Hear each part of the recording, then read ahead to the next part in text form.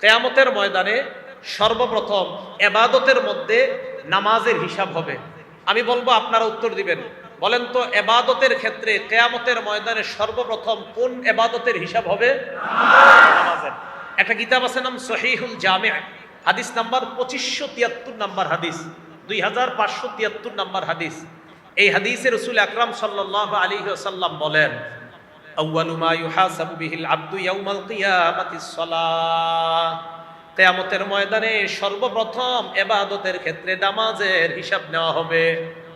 ফা ইন সালাহাত, আল্লাহ নবী বলেন, যদি নামাজ শুদ্ধ হয়ে যায়, সালাহা সাইরু আমালি, সকল আমলগুলা শুদ্ধ।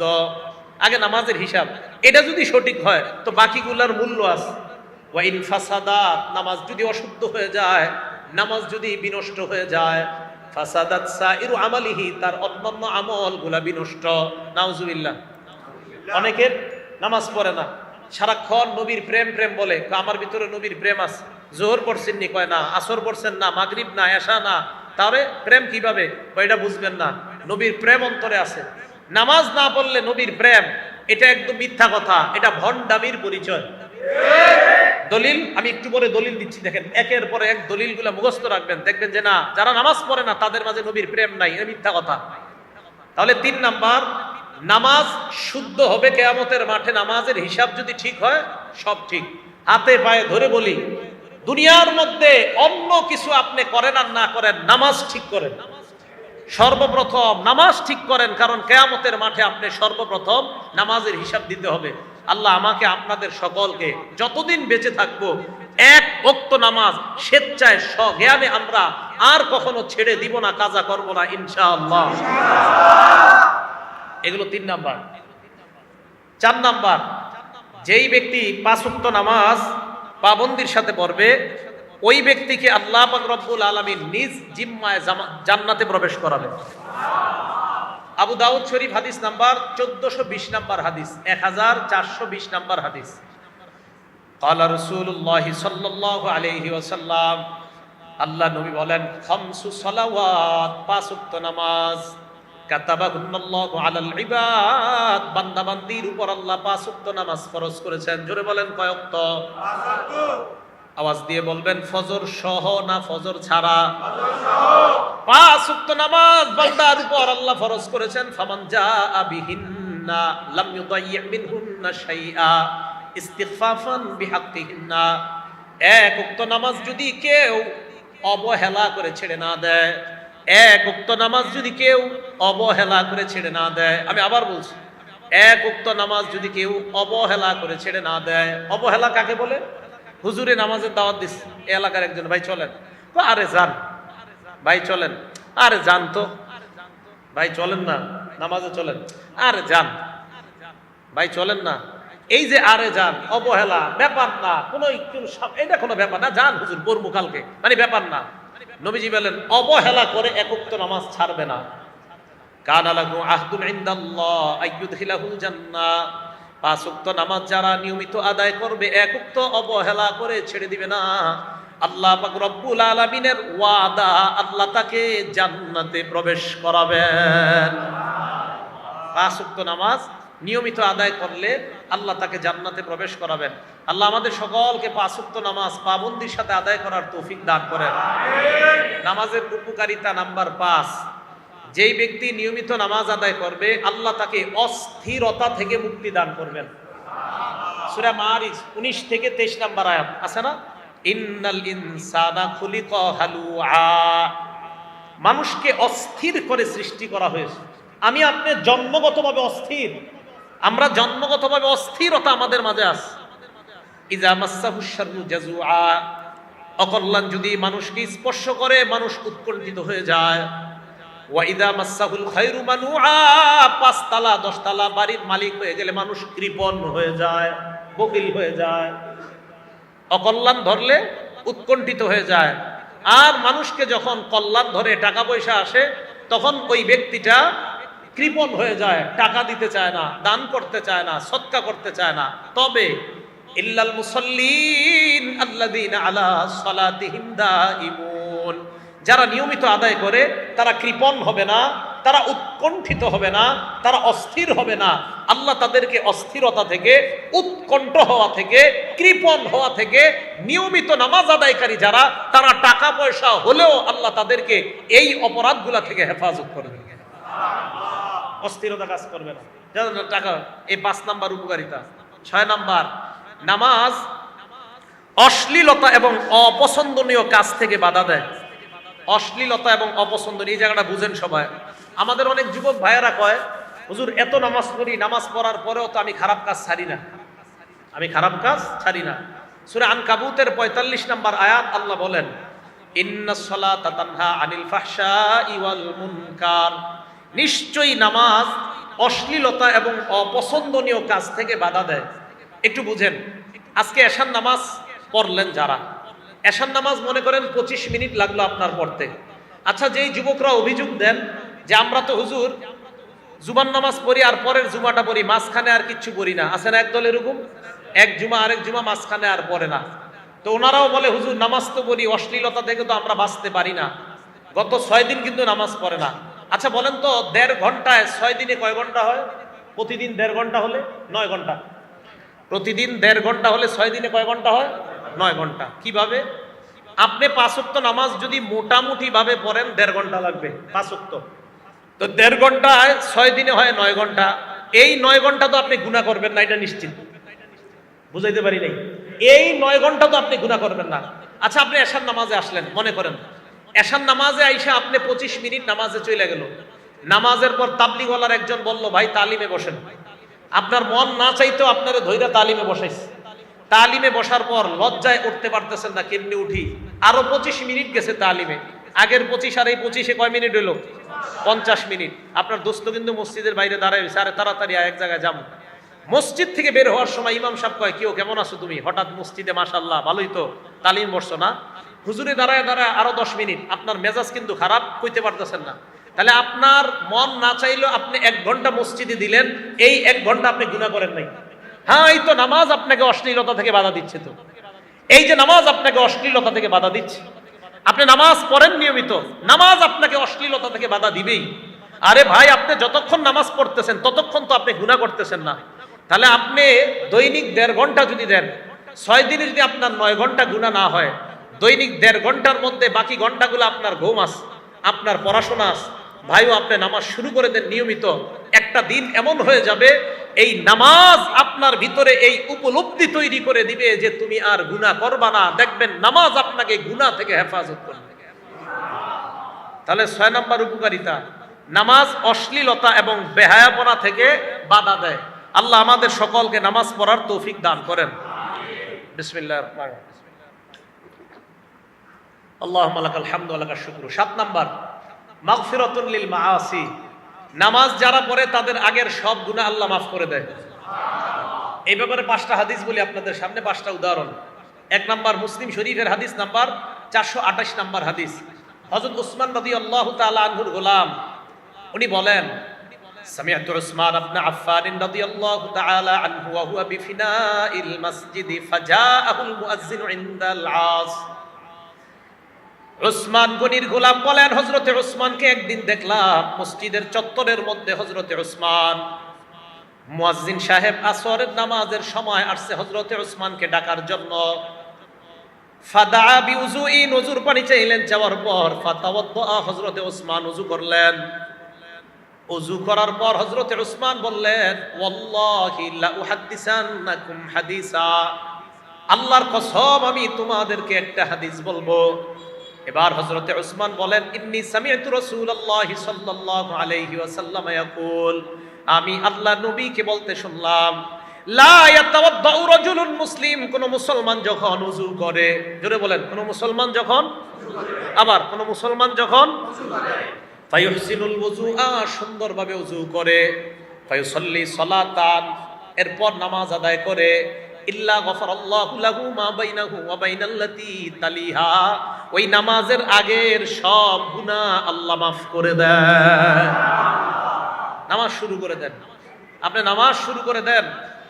মুসলিম শরীফের 431 নাম্বার হাদিস, দ্বিতীয় উদাহরণ। এটাও হযরতে ওসমানের বর্ণনা। তিনি বলেন, মা মিন ইমরিইম মুসলিমিন তাহদুরুহু সালাতুন মাকতুবা, কোন মুসলমানের যখন ফরজ নামাজের সময় হয়ে যায়, বলেন তো ব্যবসায়ী মুসলমান যদি হয়, ওই ব্যবসায়ীর যখন ফরজ নামাজের সময় হয়ে যায়, মা বোনরা রান্নায় আছে, ফরজ নামাজের সময় যদি হয়ে যায়, চাকরির স্থলে আমরা আছি, ফরজ নামাজের সময় যদি হয়ে যায়, যে যে পেশার মধ্যে পজিশনের মধ্যে আছি, ফরজ নামাজের সময় যদি হয়ে যায়, ফায়ুহসিন ওযু আহা, সুন্দরভাবে ওযু করে, ওয়া খুশু আহা ওয়া রুকু আহা, সুন্দরভাবে রুকু সিজদা আদায় করে, ইল্লা কানাত কাফফারাতান লিমা ক্বাবলাহা মিনাজ যুনুব, তার এই নামাজ আগের সব গুনাহের কাফফারা হয়ে যায়। তবে মালাম ইউতি কাবীরাতান, কবিরা গুনাহ করেন না, কবিরা গুনার জন্য আবার আলাদা মাপ চাইতে হবে। আল্লাহ আমাদের এই মুহূর্তে সকলকে মনে মনে কবিরা গুনার জন্য তওবা করার আমরা করতেছি, বলেন আল্লাহ আপনার কাছে ক্ষমা চাই, সবাই বলেন আস্তাগফিরুল্লাহ। আবার দিল থেকে আপনারা তো জানেন কার কি হালাত, আল্লাহকে বলেন আস্তাগফিরুল্লাহ। আশাবাদী আল্লাহ আমাদেরকে মাফ করে দিয়েছেন। তিরমিজি শরীফের 3540 নম্বর হাদিস, 3540 নম্বর হাদিস, আল্লাহ পাক রব্বুল আলামিন বলেন, ইয়া আদম ইন্নাকা রাজাউতানি ওয়া মা দাআউতানি মা রাজাউতানি ওয়া মা দাআউতানি, আমাকে তুমি যতক্ষণ ডাকবা, যত আশা আমার কাছে করবা, গফারতু লাকা আলা মা কানা ফিকা লা উবালি, আমি তোমার অপরাধ ক্ষমা করে দিব, এতে আমি আল্লাহ কোনো পরোয়া করি না। আমি মাফ করে দিব, আমি তোমাকে, আমি পরোয়া করি না তোমাকে ক্ষমা করে দিতে, আমি তোমাকে মাফ করে দিব। এরপরে কি বলে দেখেন, ইয়াবনা আদম, হে আদম সন্তান, লাউ বালাগাত যুনুবুকা আনানাস সামা, তোমার গুনাহ যদি আকাশের চূড়ায় গিয়ে পৌঁছে যায়, কোথায়? আকাশের চূড়ায়, সুম্মাস্তাগফারতানি, এরপর আমার কাছে তুমি বলেছো আস্তাগফিরুল্লাহ, পড়েন আল্লাহ বলেন, গফারতু লাকা লা উবালি, আমি তোমার আকাশের চূড়া পরিমাণ গুনাহ মাফ করে দিতে কোনো পরোয়া করি না। এটাও মাফ করে দেয় আল্লাহ। এরপর বলেন, ইয়াবনা আদম, হে আদম সন্তান, লাউ আতাইতানি বিকরাবিল আরদি খাতায়া লা তুশরিক বি শাইআ, তুমি যদি আমার কাছে জমিনের রাশি রাশি অপরাধ নিয়ে উপস্থিত হয়ে যাও, শিরিক ছাড়া যত গুনাহ নিয়ে উপস্থিত হয়ে যাও, গফারতু লাকা লা আতাইতুকা বিকরাবিল আরদি মাগফিরা, আমি রাশি রাশি ক্ষমা নিয়ে তোমার কাছে উপস্থিত হয়ে যাই। তাহলে কবিরা গুনাহ এটা করা যাবে না, এটার জন্য আমরা আল্লাহর কাছে মাপ চাবো। সহিহ বুখারী হাদিস নাম্বার 2653 নাম্বার হাদিস, 2653, এই হাদিসে রাসূল আকরাম সাল্লাল্লাহু আলাইহি সাল্লাম বলেন, আল কাবাইর, 5টা কবিরা গুনার কথা বলছে এই হাদিসে। সবচেয়ে বড় বড় কবিরা গুনাহ, 1 নাম্বার আল ইশরাকু বিল্লাহ, আল্লাহর সাথে শিরিক করা, 2 নাম্বার ওয়া উকুকুল ওয়ালিদাইন, মা বাবার সাথে নাফরমানি করা, 3 নাম্বার ওয়া কতলুন নাফসি, অন্যায়ভাবে কাউকে হত্যা করা, 4 নাম্বার ওয়াল ইয়ামিনুল গুমুস, মিথ্যা শপথ করা। এই মিথ্যা শপথ বুঝেন আপনারা? ব্যবসায়ী কারা কারা আছেন একটু হাত তোলেন তো, হাত নামান। ব্যবসায়ীর দোকানে শাটার লাগাইতেছে, দোস্ত গিয়া বলছে, দোস্ত মেয়েটার একটা শীতের সোয়েটার দরকার, আর্জেন্ট, তাড়াতাড়ি দে। তা আপনি তাড়াতাড়ি খুলছেন বন্ধুর জন্য শাটার, খোলার পরে বন্ধু বলতেছে কত দিব? অন্যদের থেকে 900 রাখি, তুই 850 দে। অন্যদের থেকে 900 রাখি, তুই 850 দে। আর বলিস না দোস্ত, আল্লাহর কসম এটা কিনা আছে 800 কইরা, 50 টাকা তোরে লাভ দিছে। মানুষে বলিস না, বুঝানোই যায় না, সদরঘাট গিয়া খুঁজা দেখা যায় না, দাম 300 টাকা। অত যদি না হয় ঠিক আছে, কিন্তু হইলে এই যে আপনি মিথ্যা শপথ করলেন, এই যে আপনি মিথ্যা শপথ করলেন, এই মিথ্যা শপথের মাধ্যমে আপনি আপনার সোয়েটার বিক্রি করলেন, এটা হারাম। 5 নাম্বার শাহাদাতু জুর, মিথ্যা সাক্ষী দেওয়া হারাম। অপরাধী নিরপরাধ হয়ে যায়, নিরপরাধী অপরাধী হয়ে যায় মিথ্যা সাক্ষীর কারণে, ঠিক না? এই কবিরা গুনাহ করা যাবে না। তাহলে নামাজ সগীরা গুনাহ মাফ করে দেয়, আশা করা যে কবিরা গুনাহও আল্লাহ মাফ করে দেয়, বলেন আমিন। মনে আসেনি? উদাহরণ নাম্বার 2 দিছিলাম মুসলিম শরীফের। 3 নাম্বার উদাহরণ মুসলিম শরীফের 440 নাম্বার হাদিস। এই হাদিসে রাসূল আকরাম সাল্লাল্লাহু আলাইহি সাল্লাম বলেন, আস-সালাওয়াতুল খামসু, 5 ওয়াক্ত নামাজ, ফজর পড়ার পর জোহর, জোহর পড়ার পর আসর, আসর পড়ার পর মাগরিব, মাগরিব পড়ার পর এশা, মাঝখানে যেই অপরাধগুলো হয়ে যায়, আল্লাহ নবী বলেন আগের নামাজ আর পরের নামাজের মাঝখানের অপরাধগুলা পরবর্তী নামাজ আগের অপরাধের জন্য কাফফারা হয়ে যায়। ওয়াল জুমাতু ইলাল জুমা, এক জুমার পর আরেক জুমা পর্যন্ত যে সগীরা গুনাহ হয়ে যায়, পরের জুমা পড়ার কারণে আগের গুনাহগুলো আল্লাহ মাফ করে দেয়। ওয়া রমাদানু ইলা রমাদান মুকাফফিরাতুন মা বাইনাহুন্না, এক রমজানের মাঝখানে আরেক রমজান, এই দুই রমজানের মাঝখান পর্যন্ত যে গুনাহগুলো আপনার হয়ে যায়, হয়তো এখনো মাফ হয় নাই, রমজান মাস আসার পর ইয়াকিনের সাথে রমজানের রোজা শুরু করে দেন, বিশ্বাসের সাথে শুরু করে দেন, আল্লাহ পাক গত এক বছরের সকল গুনাহ মাফ করে দেন। তাহলে এইগুলা নামাজ আপনার আগের অপরাধ মাফ করে দেয়। আরেকটা হাদিস শুনি আমরা, মুসলিম শরীফের 1409 নম্বর হাদিস। এই হাদিসে রাসূল আকরাম সাল্লাল্লাহু আলাইহি সাল্লাম বলেন, মাসালুস সালাওয়াতিল খামসি কামাসালি নাহরিন জারিন গামরিন আলা বাবি আহাদিকুম ইয়াগতাসিলু ফীহি কুল্লা ইয়াউমিন খামসা মাররাত। তোমাদের কারো বাড়ির সামনে একটা পুকুর আছে, ওই পুকুরের মধ্যে যদি 5 বার ওযু গোসল করো, ওই ব্যক্তির শরীরের মধ্যে কোনো নাপাকি থাকবে কিনা? আল্লাহ নবী বলেন 5 ওয়াক্ত সালাত তোমরা যারা আদায় করবা, তোমাদের জিন্দেগীর গুনাহগুলা আল্লাহ ধুয়ে মুছে সাফ করে দেন। একটা কিতাব আছে নাম ফাতহুল বারি, কি নাম? লেখকের নাম ইবনে হাজার আসকালানি। এটা হলো বুখারী শরীফের ব্যাখ্যা গ্রন্থ ফাতহুল বারি। এই ফাতহুল বারির লেখকের নাম ইবনে হাজার আসকালানি। তবে আমি যেই ফাতহুল বারির নাম বলছি, এটার লেখকের নাম ইবনে হাজার আসকালানি না, এটার লেখকের নাম ইবনে রজব। কি নাম? ইবনে রজব। 4 নম্বর খণ্ড 344 নম্বর পৃষ্ঠা। আব্দুল্লাহ ইবনে মাসউদ রাদিয়াল্লাহু তাআলা আনহুর একটা বর্ণনা, তিনি বলেন,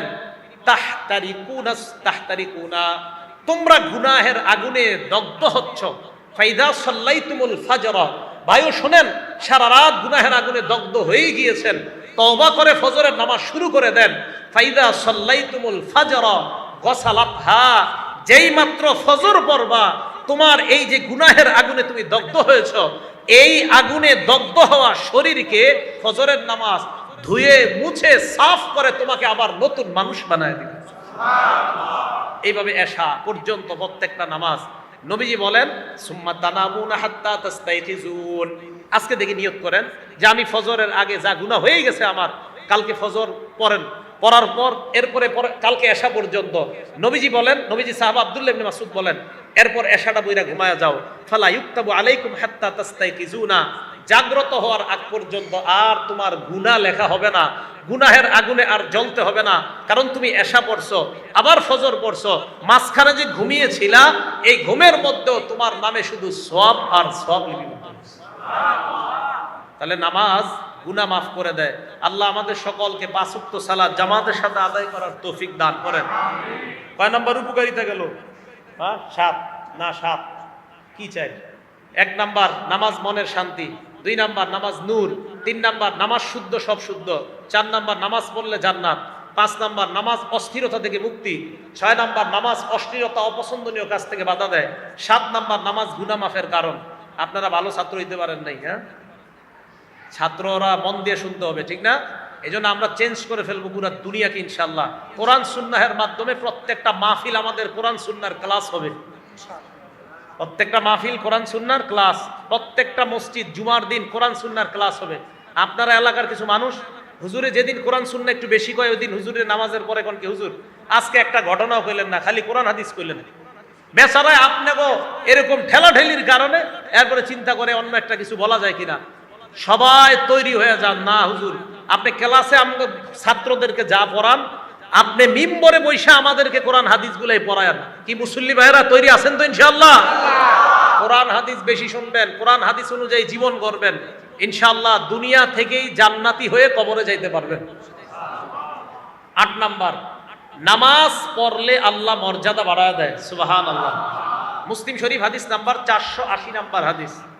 ওলামায়ে কেরাম এখানে আছি আমরা যারা মুসলিম শরীফের হাদিসগুলা মিলাবো, অন্যান্য কিতাবের সব হাদিস মিলে যাবে, শুধু মুসলিম শরীফটা যদি ওলামায়ে কেরাম মিলাইতে চান, হয়তো আপনারা প্রয়োজনের খাতিরে এই নাম্বারগুলো দেখতে পারেন।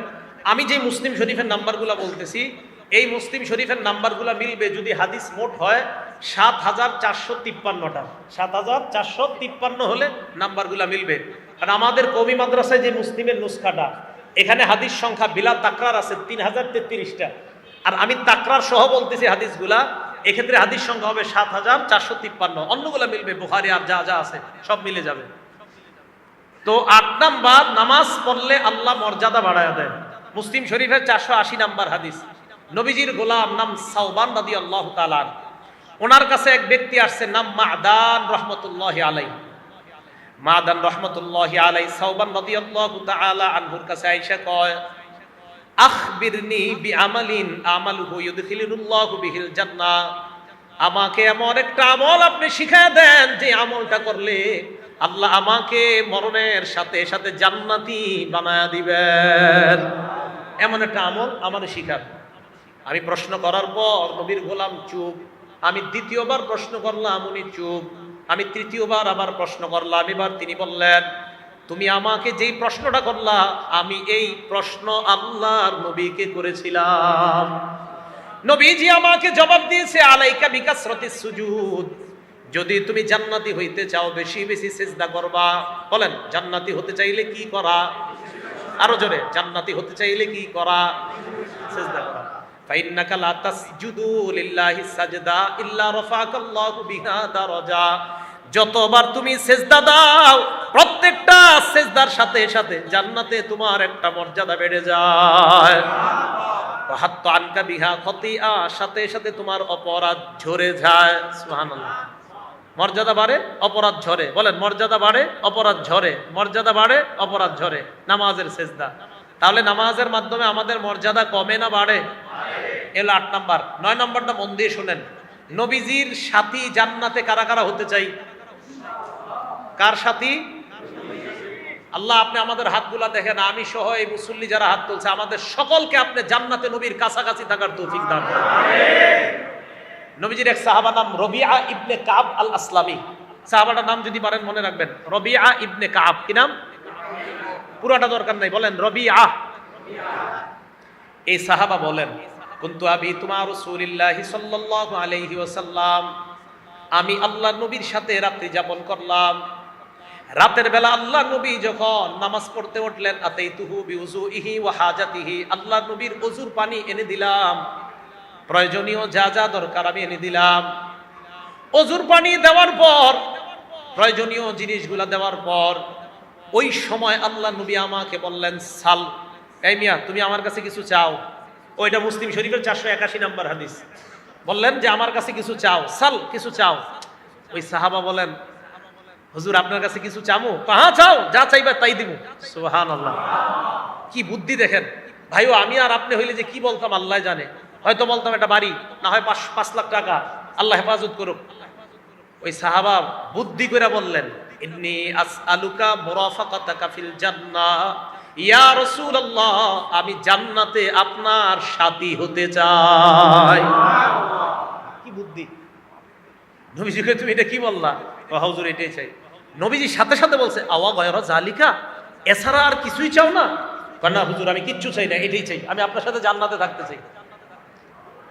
নবীজি বললেন, যদি এটাই চাও, ফাইন্নি আলা নাফসিকা বিকাসরাতিস সুজুদ। বেশি বেশি সিজদা দাও, বেশি বেশি নামাজ পড়ো, বেশি বেশি নামাজ পড়ো। সিজদা মানে নামাজ আর কি। বেশি বেশি নামাজ পড়ো। নামাজ পড়লেই তো সিজদা দিবা। তাহলে যারা কয় নবীর প্রেম আছে, নবীর মহব্বত আছে, নামাজ না পড়লে কি হবে, তাদের কথা ভুল হয়ে গেল। নামাজ না পড়লে কি হবে, নবীর প্রেম আছে, এই কথা সঠিক নয়। বরং নবী বলছে, যত নামাজ পড়বা তত আমি নবীর কাছে জান্নাতে থাকবা। তাহলে নামাজ যত পড়বো তত নবীর কাছে থাকবো। আল্লাহ আমাদেরকে বেশি বেশি নামাজ পড়ার, জামাতের সাথে নামাজ পড়ার তৌফিক দান করেন। 10 নাম্বার, মন দিয়ে শুনেন। আজকে বাসা থেকে হাইট, এই জায়গায় যারা আছেন, দূরবর্তী ছাড়া আর কি, কাছের যারা হেঁটে হেঁটে এখানে আসছেন, হাত তোলেন তো। হেঁটে আসছেন, হাত নামান। এই মসজিদের মুসল্লি যারা, আপনারা সচরাচর হেঁটে হেঁটে যারা আসেন, এই মসজিদের মুসল্লিরা হাত তোলেন তো। মাশাআল্লাহ, হাত নামান। এবার আপনারা শুনেন, মুসলিম শরীফের 1407 নাম্বার হাদিস। ক্বালা রাসূলুল্লাহ সাল্লাল্লাহু আলাইহি ওয়াসাল্লাম, আল্লাহ নবী বলেন, মান তাতাহহারা ফি বাইতিহি, ঘরের মধ্যে যারা ওযু করবে। এই হাদিস দ্বারা বোঝা যায় মসজিদে ওযু না করে ঘরে ওযু করা ভালো। কি বলেন? ঘরে যারা ওযু করবে, ওযু করার পর সুম্মা মাশা ইলা বাইতিম মিন বুয়ুতিল্লাহ, এরপর আল্লাহর কোন ঘরের দিকে যারা হেঁটে হেঁটে রওনা করবে। ঘরের মধ্যে ওযু করলো, ওযু করার পর আল্লাহর কোন ঘরের দিকে হেঁটে হেঁটে রওনা করলো। নবীজি বলেন, এই যে আল্লাহর ঘরের দিকে হেঁটে হেঁটে রওনা করে আল্লাহর ঘরের দিকে রওনা হয়ে যায়, কানাত খাতওয়াতা, তার পাটা দুই ভাগ হয়ে যাবে, তার কদমটা দুই ভাগ। বলেন কদম পা কয় ভাগ? দুই। প্রথম পা ফালাইলেন, প্রথম পাটা ফালাইলেন ঘর থেকে বের হয়ে। প্রথম পাটা ফালানোর সাথে সাথে ইহদাহুমা তাহুত্তু খতিআ, প্রথম পা ফালানোর সাথে সাথে আপনার গুনাহ একটা মাফ। ওয়াল উখরা তারফাউ দারাজা, আরেকটা পা ফালাইলেন আপনার মর্যাদা বাড়ছে। আজকে গণবেন, আজকে থেকে যতটা পা ফালাইতে ফালাইতে মসজিদে আসবেন মর্যাদা বাড়ে গুনাহ ঝরে, মর্যাদা বাড়ে গুনাহ ঝরে। তাহলে মসজিদে হেঁটে হেঁটেও যদি আসি লাভ না লস? তাহলে 10 নম্বর উপকারিতা, নামাজে হেঁটে হেঁটে আসলেও আল্লাহ পাক রব্বুল আলামিন মর্যাদা বাড়ায়। আল্লাহ আমাদেরকে মসজিদমুখী সকলকে হওয়ার তৌফিক দান করেন। 11 নম্বর, যারা সকাল সন্ধ্যা মসজিদে আসেন, মানে ফজরেও আসেন, জোহরে আসেন, আসর, মাগরিব, এশা সবগুলাতে আসেন যারা, বুখারী শরীফ হাদিস নাম্বার 662, কত হয়? 662। 662 কত হয়? 662। ক্বালা রাসূলুল্লাহ সাল্লাল্লাহু আলাইহি ওয়াসাল্লাম, আল্লাহ নবী বলেন, মান গাদা ইলাল মসজিদি ওয়া রাহা, কোন ব্যক্তি যদি সকাল সন্ধ্যা মসজিদে যায়, আ'আদাল্লাহু লাহু নুজুলাহু মিনাল জান্নাতি কুল্লামা গাদা ওয়া রাহা, যতবার আপনি মসজিদের মধ্যে গেলেন ততবার জান্নাতে আল্লাহ আপনার জন্য মেহমানদারি প্রস্তুত করে নেন। তাহলে কতবার আপনি আইছেন? পেট কিন্তু রেডি করেন জান্নাতে খাওয়ার জন্য। সুবহানাল্লাহ। যারা নামাজি আপনারা জান্নাতে ভরপুর খাবেন। যারা জান্নাতি, যারা নামাজি হবেন, জান্নাতে আপনাদের নাজ নেয়ামতের শেষ নাই। কারণ দিনে 5 বার আপনাদের জন্য মেহমানদারি তৈরি হচ্ছেই, হতে চলতেছে। তাহলে কি পরিমাণ মেহমানদারি আল্লাহ নামাজিদের জন্য প্রস্তুত করে রাখছে। এটা হলো 11 নম্বর প্রতিদান, নামাজির জন্য জান্নাতে মেহমানদারি প্রস্তুত হয়। 12 নম্বর প্রতিদান, আজকে আপনারা এশা পইরা কারা কারা এখনো বাসায় যান নাই? দেখি, যান নাই না? মাশাআল্লাহ, হাত নামান। আচ্ছা, অন্যরা সমস্যা নেই, আমিও তো পড়ি না এই জায়গায়, বাইরে থেকে আসছি। নবীজি সাল্লাল্লাহু আলাইহি সাল্লাম বলেন, যাদের এখনো উযু আছে এবার হাত তোলা দরকার নেই। ক্বালা রাসূলুল্লাহ সাল্লাল্লাহু আলাইহি ওয়াসাল্লাম, আল্লাহ নবী বলেন, আল মালা, ও বুখারী হাদিস নাম্বার 2119, এই হাদিসটা বুখারী 2119 নম্বর হাদিস, 2119।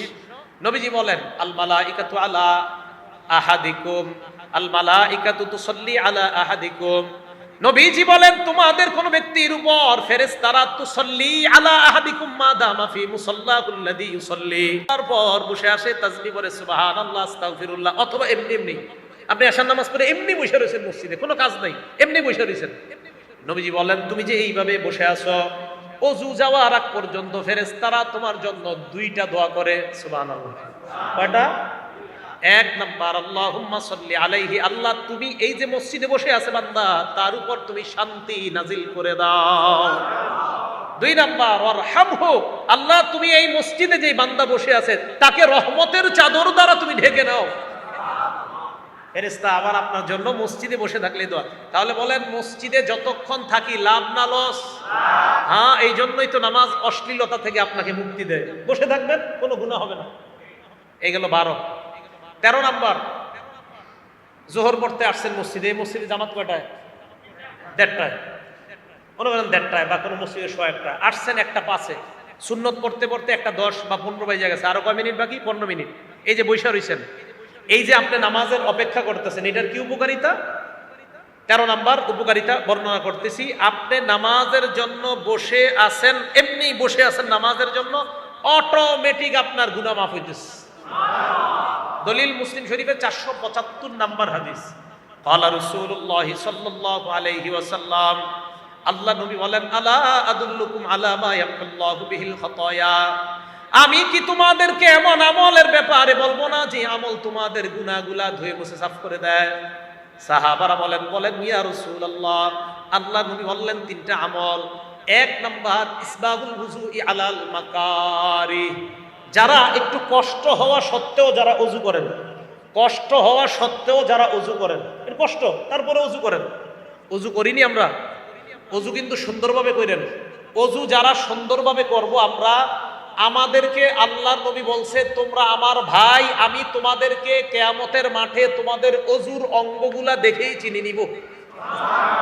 দলিল মুসলিম শরীফে 472 নম্বর হাদিস। নবীজি সাল্লাল্লাহু আলাইহি সাল্লাম সাহাবাদেরকে বলছে আমি আমার ভাইদেরকে এখনো দেখি নাই।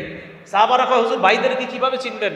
নবীজি বলছেন ইয়াতুনানা গুররাম মুহাজ্জালিনা মিনাল ওযু আরাআইতা লাউ আন্না রাজুলান লাহু খাইলুন গুররুম মুহাজ্জালাতুন বাইনা যাহরাই খাইলিন বুহমিন দুহমিন, কালো নিকশ ঘোড়ার মধ্যে একটা সুন্দর সাদা, মাথাটা সাদা, হাত সাদা, পা সাদা, অন্যান্য কালো ঘোড়ার মধ্যে এটা যেমন পাওয়া যাবে, কিয়ামতের ময়দানে আমার ভাইদের এই অঙ্গগুলা এমন ভাবে চকচক করতে থাকবে, আমি দেখলেই চিনতে পারবো এরাই আমার ভাই।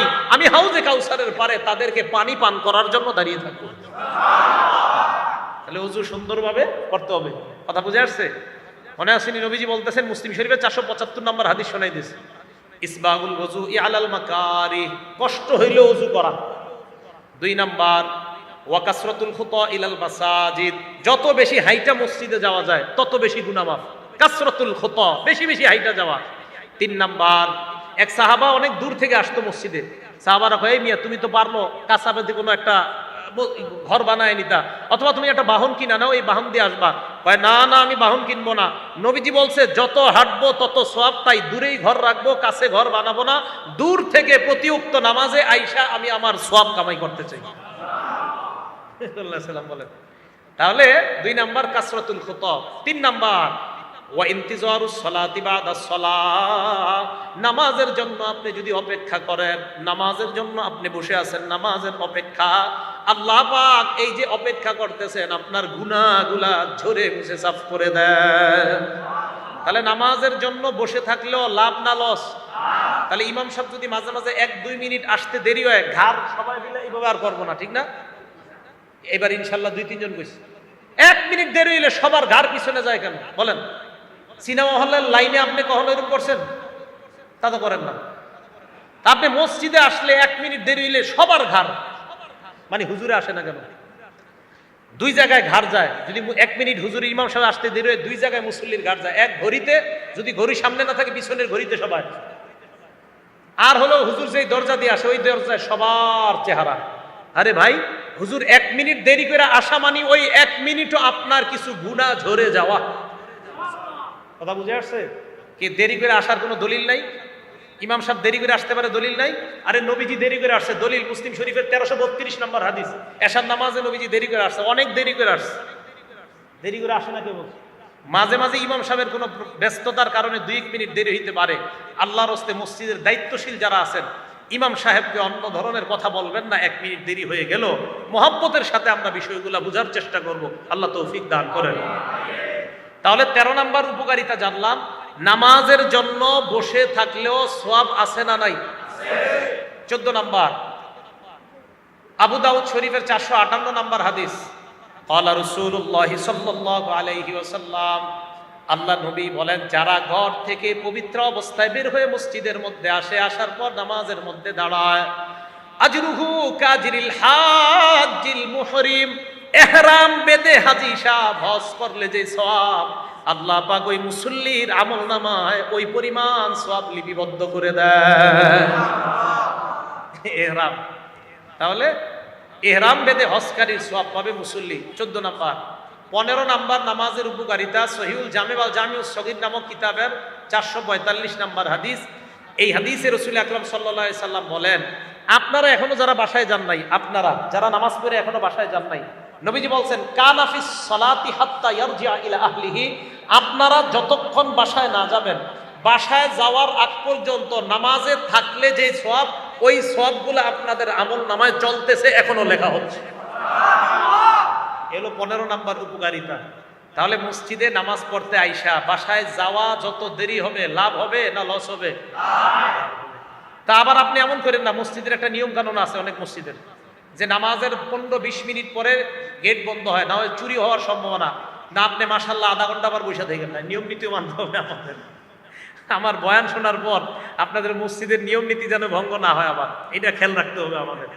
এই 15টা উপকারিতার কথা বললাম নামাজের। তাহলে বলেন তো, নামাজ পড়ব না প্রতিষ্ঠিত করব? প্রতিষ্ঠিত। প্রতিষ্ঠিত করা দ্বারা উদ্দেশ্য, 1 নাম্বার, নিজে নামাজ খুশু খুজুর সাথে রুকুগুলো সঠিকভাবে আদায় করা। 2 নাম্বার, নামাজ একাগ্র চিত্তে আদায় করা। 3 নাম্বার, নামাজের ব্যাপারে পরিবারকে আদেশ করা। 4 নাম্বার, সমাজে নামাজ কায়েম করার চেষ্টা করা। 5 নাম্বার, রাষ্ট্রে নামাজ কায়েম করার চেষ্টা করা। নামাজের 15টা উপকারিতার কথা আমরা জানলাম। আল্লাহ পাক রব্বুল আলামিন আমাদের সকলকে সালাতের মাধ্যমে আমরা আমাদের জীবনটা যেন আলোকিত বানিয়ে আমরা কবরটাকেও আলোকিত বানাইতে পারি, আল্লাহ তৌফিক দান করেন। আমিন। ওয়া আখিরু দাওয়ানা আনিল হামদুলিল্লাহি রাব্বিল আলামিন।